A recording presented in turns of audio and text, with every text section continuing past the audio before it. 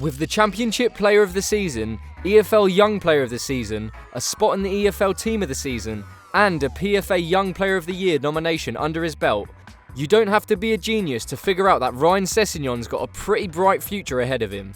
Inarguably one of the hottest properties in English football right now at just 18 years old, he's already well on his way to 100 senior appearances. And whether it's with Fulham or someone else, it won't be long before he takes the Premier League by storm.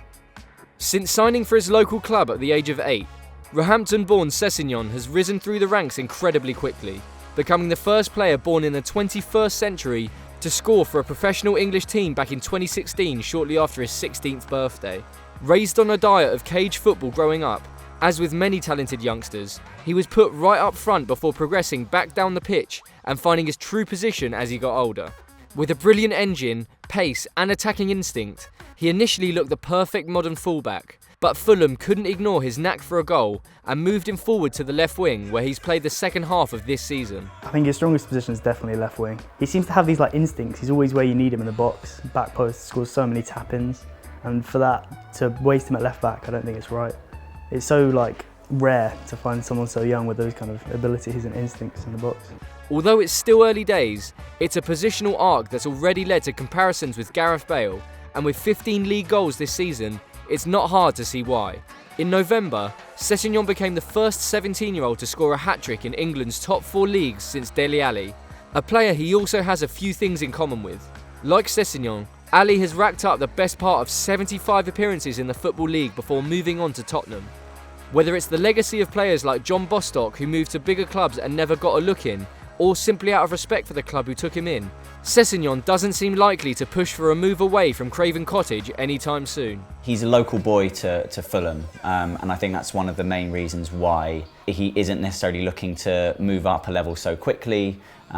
He isn't necessarily sort of fazed by all of this talk around him. I think the Fulham Academy has been exceptionally well run for such a long time now that it's not just about creating great footballers on the pitch, but it's also about making sure they understand the importance of development. And Fulham players from a very young age, from the Ryan Sessegnons to the Lasse Viggo Christensens, they've all developed through a path at the Fulham Academy and have got to the first team.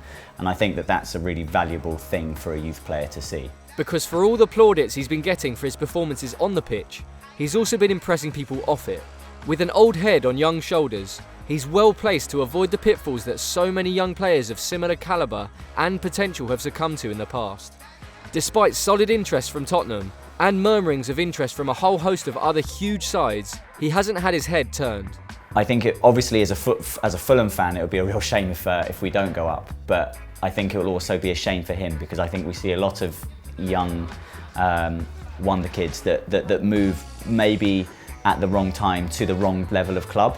Going up with Fulham, I think, is a lot more of a sort of a subtle and natural way of progressing. And if it goes that way, then his next step should be to a top team. An elite club in Europe could certainly use a player of his quality.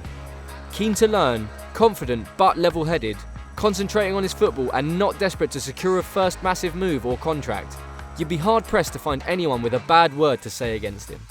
Joint top scorer during England's under-19 Euros win in Georgia last summer, there have even been calls for him to be fast-tracked into the senior team for this year's World Cup in Russia.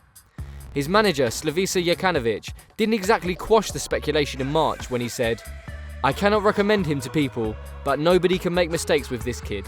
Experience is important, but he is a really expert player for his age at this moment. If the national team don't take this decision this time, they will push for him the next European tournament."